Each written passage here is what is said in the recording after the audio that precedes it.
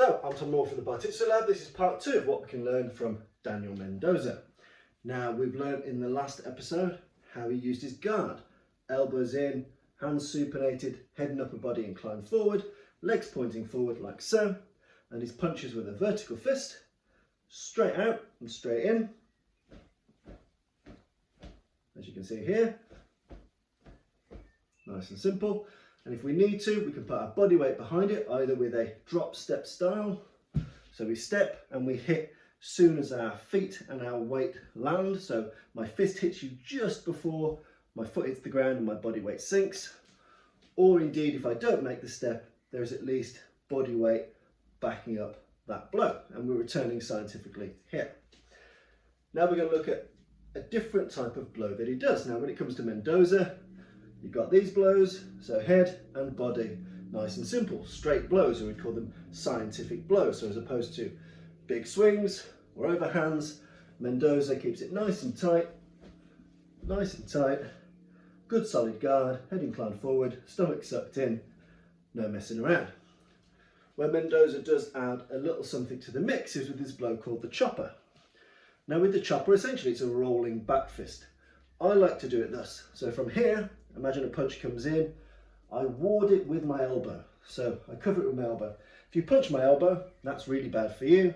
And if you hit the meaty part on either side, it's not really going to cause me any damage. So I might cover a blow like so, roll my hand and hit you with these two big knuckles here. So cover and smash down. With the rear hand, it's a little bit more awkward. You're unlikely to do it. It's more common with the hand that's slightly more forward. Cover with the elbow, drop down here. And it's important that you sink your body weight with it. Don't keep all your body weight upright and just use the power of the arm. It's not a snapping back fist. I've hit this. When this comes down, my body weight comes with it. I've always explained it like this. An elevator rope has broken, okay? And it's falling at high speed. On top of that elevator is a chain with a bowling ball attached. My body is the elevator and it's dropping with alarming speed. This is the chain and this is the bowling ball. Drop, bang. This needs to replicate or benefit from the entire mass of me going down. So elevator, ball, chain. Elevator, ball, chain. Okay? Nice and simple. So we ward and we strike down and we sink our body weight into this. So we're getting a good solid crack. And again, we're making sure we come back to guard. So keeping a nice tight guard discipline. I ward it here with my elbow. I drop my body weight, crack it with these knuckles, return to guard. Ward, chopper, guard. Ward, chopper, guard. And again with this, I'm aiming for the nose. You can aim for the mouth region. Depending on the shape of the person's face, you can pull it off, but it's a bit risky. Nose. I've seen people talk about doing it above the eyebrows to make people bleed into their eyes. It's risky because you can hit forehead, so I would aim for this centre face region. You can also aim for the collarbone and regions like that. So you've got the chopper, ward, chopper, ward, chopper, ward, chopper. And then we look at guarding or parrying in Mendoza's system, and it's alarmingly simple and wonderfully simple. My guard is a ward unto itself. If I'm here and you're throwing blows, I can incline my head forward. So as you punch, I can essentially take your punch with my forehead and my forehead will win if I'm aiming for the hard bony bit. So here, boom, I can drop my nut onto the hand, my hand will win. So nice and simple without me having to do anything, I can just drop my nut. I can step out the way of blows. So I can retreat, so I can step back using my rear leg to step first. I can sidestep, so I can step diagonally, like so. Nice and easy, so I can get out of the way. If I can't get out of the way, there are some blocks I can do. So in Mendoza's system, the hand that's blocking matches the same side as the hand that's striking. So if you imagine the strike is coming from this angle, I need to block it with this hand. If the strike was coming from this angle, I wouldn't cross the line. I block this side with that hand, and this side with that hand. Okay, so from this guard, we're using the hard bony bit of our forearm. If the strike is coming towards the face and it's a straight blow, I put my arm up like so. So I keep this hand here. Now what Mendoza does say is that if you're blocking up high, try not to keep both hands in the same height. So if I'm blocking up high, make sure I keep one hand down low just in case. So you see the hand slips a little bit here. What we also see is the body sucking in and the head coming back. So as a unit, my body sucks in and my head comes back. This hand comes down to cover my mark, my solar plexus, and this hand strikes up. And again, we're aiming to cause some damage by using the bony bit of our forearm into the soft inner part of their arm, their punching arm. So, like so,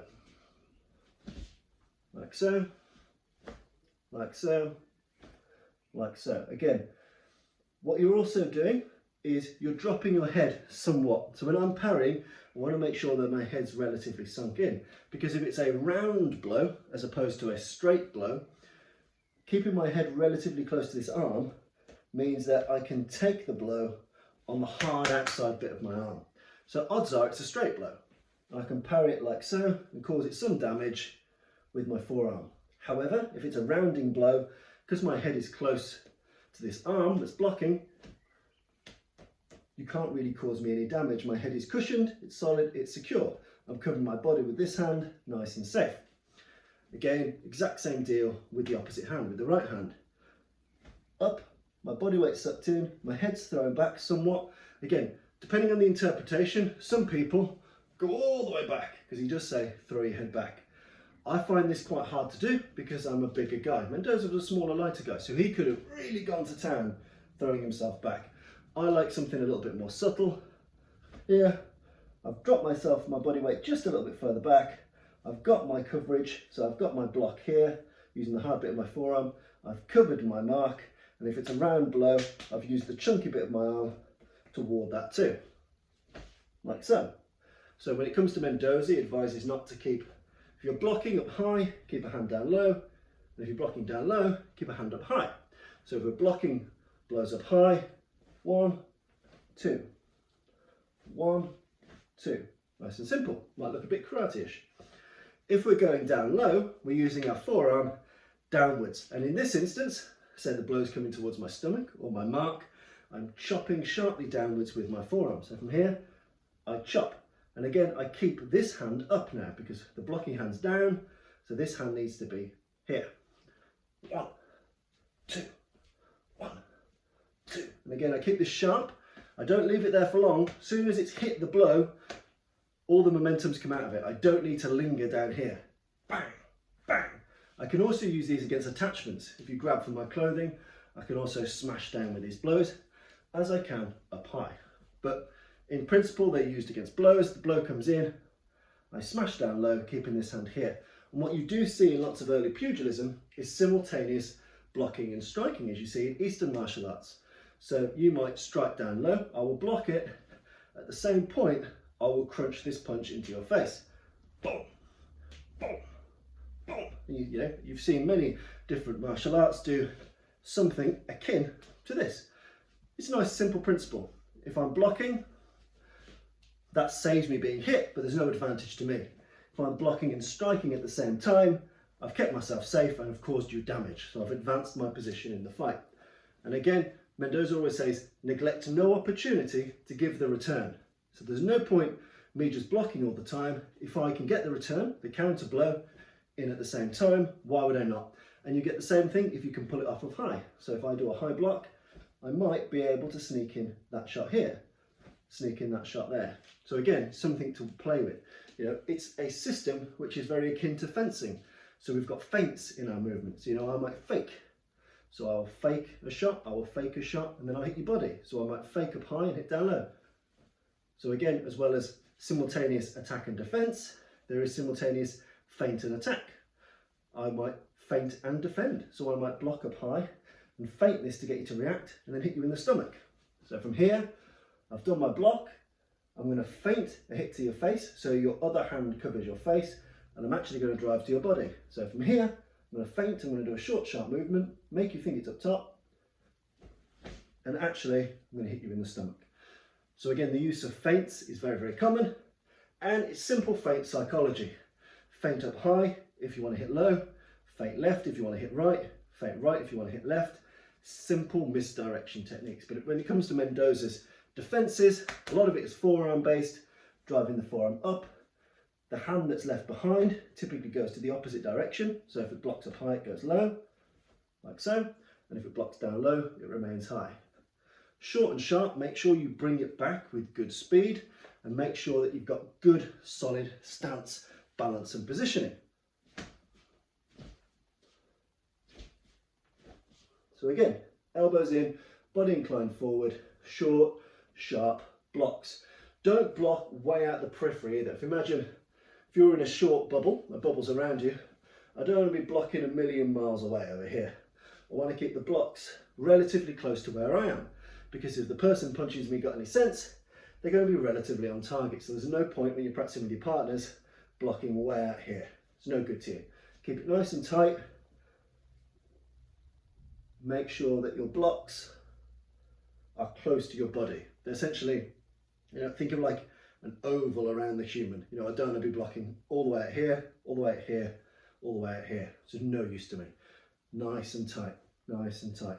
And again, we're like a small Sherman tank when we're doing Mendoza boxing. Our hands are forward, our body's inclined forward, we're ready to go, our feet are forward. Short, powerful blocks before I can steamroll in with straight blows like so, or with chopping blows like so.